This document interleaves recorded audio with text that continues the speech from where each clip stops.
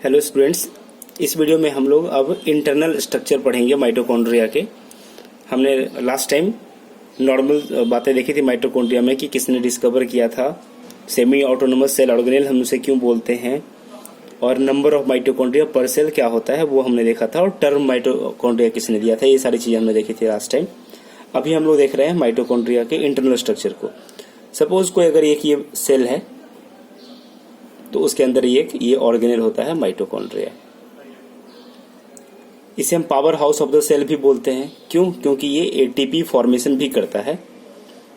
ATP formation कैसे होता है इसके अंदर, ये इंपॉर्टेंट नहीं है जानना आप लोगों के लिए, वो हम लोग हायर क्लास में पढ़ते हैं। फिलहाल हम लोग बस इतना समझना चाहते हैं कि एटीपी इसमें बनता है, कैसे बनता है, कहाँ बनता है, वो प्रोसेस नीचे है। यहाँ पे एटीपी बनने का प्रोसेस है, but this is not required as per this 9th level.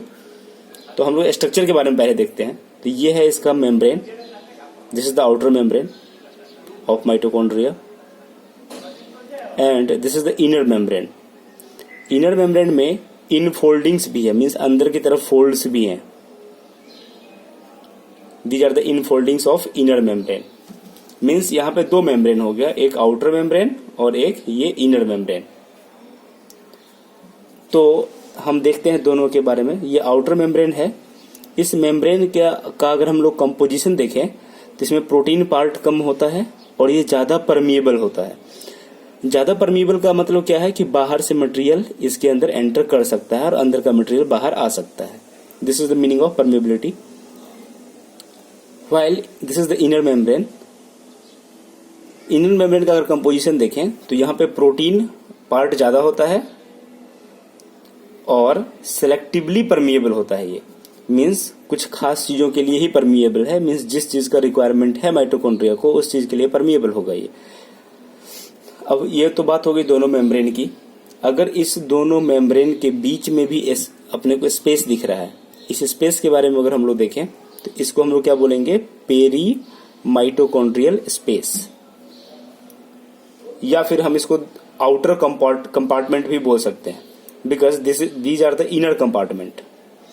In folding के अंदर जो एरिया है इसे हम लोग इनर कंपार्टमेंट बोलेंगे, और ये इनर मेम्ब्रेन के बाहर का जो एरिया है इसे हम लोग आउटर कंपार्टमेंट भी बोल सकते हैं, या फिर पेरी माइटोकॉन्ड्रियल स्पेस भी बोल सकते हैं। अब हम लोग आते हैं इसके अंदर के पार्ट पे। ये जो इनर मेम्ब्रेन है इसमें अंदर की तरफ फोल्डिंग्स है। इस फोल्डिंग को हम लोग क्रिस्टा बोलते हैं, क्रिस्टा। ये जो इनफोल्डिंग बन रहा है इसे हम लोग क्रिस्टा बोलते हैं।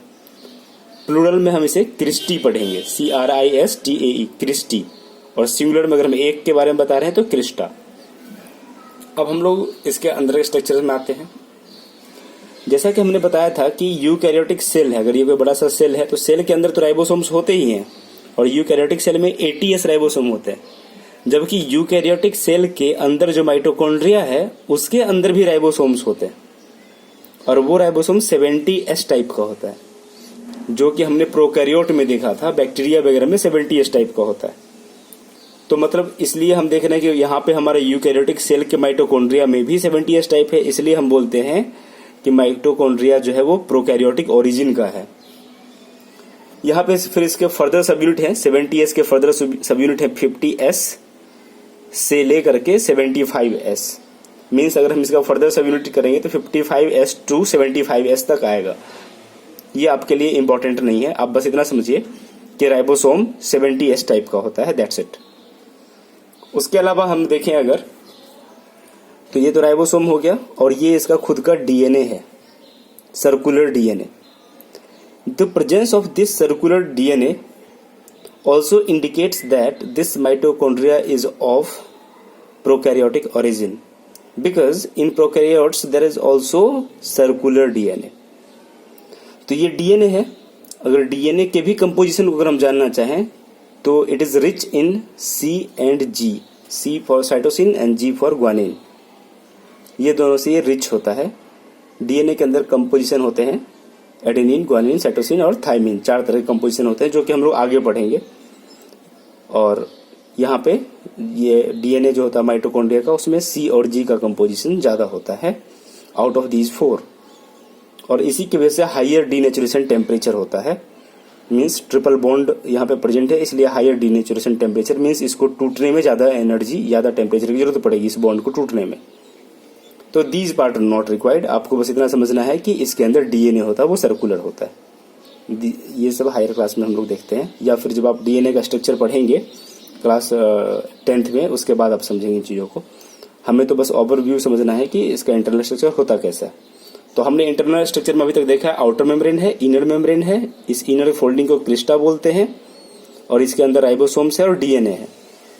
यही दोनों चीज के प्रेजेंस की वजह से, राइबोसोम और डीएनए दोनों के होने की वजह से ही हम इसे बोलते हैं कि एक सेमी ऑटोनोमस सेल ऑर्गेनेल है, क्योंकि इसका खुद का डीएनए भी है और खुद का राइबोसोम भी है। अब हम लोग नेक्स्ट चीज देखते हैं यहाँ पे, इसके अंदर जो ये फील्ड है, पूरा जो फ्लूइड फील्ड है, इसको हम लोग बोलते हैं मैट्रिक्स। ये पेल येलो कलर का होता है matrix. These are the matrix in which ribosomes and DNA are present in these matrix. Matrix pale yellow colour का होता है बिकॉज ऑफ राइबोफ्लेविन। इस पिगमेंट की वजह से पेल येलो कलर का होता है, राइबोफ्लेविन पिगमेंट की वजह से। तो मैट्रिक्स में और क्या क्या होता है, इसमें वो सारे एंजाइम होते हैं जो कि सेल्यूलर रेस्पिरेशन के लिए जरूरी है।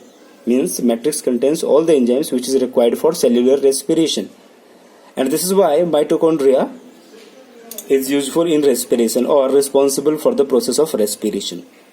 इसके अंदर आयंस भी होते हैं।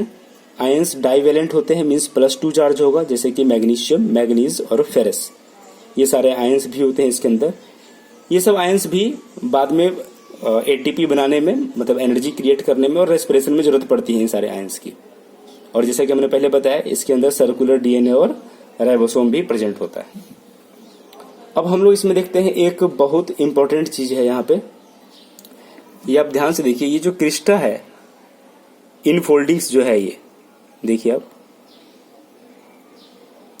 इस इनफोल्डिंग्स में ये हमने एक डॉट जैसा स्ट्रक्चर बनाया है, ऐसा गोल जैसा, कई सारे। इसको हम लोग ऑक्सीसोम्स बोलते हैं,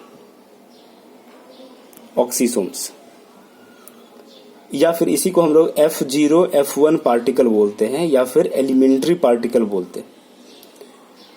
यही F0 F1 पार्टिकल या फिर ऑक्सीसोम रिस्पॉन्सिबल है एटीपी प्रोडक्शन के लिए। इसी की हेल्प से एटीपी बनता है। कैसे एटीपी बनता है, हम लोग इस चीज को यहाँ पे नहीं देखेंगे। These are the process.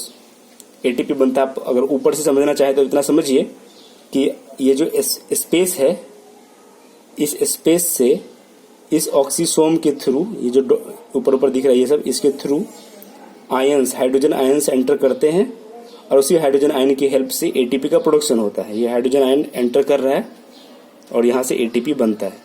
तो ये प्रोसेस हम लोग 11th में पढ़ेंगे कि कैसे एटीपी बनता है। फिलहाल तो हमें बस इतना समझना है कि माइटोकॉन्ड्रिया में इस ऑक्सीसोम की हेल्प से एटीपी बनता है, और चूंकि यहाँ पे एटीपी बनता है इसलिए हम इसे power house of the cell भी बोलते हैं।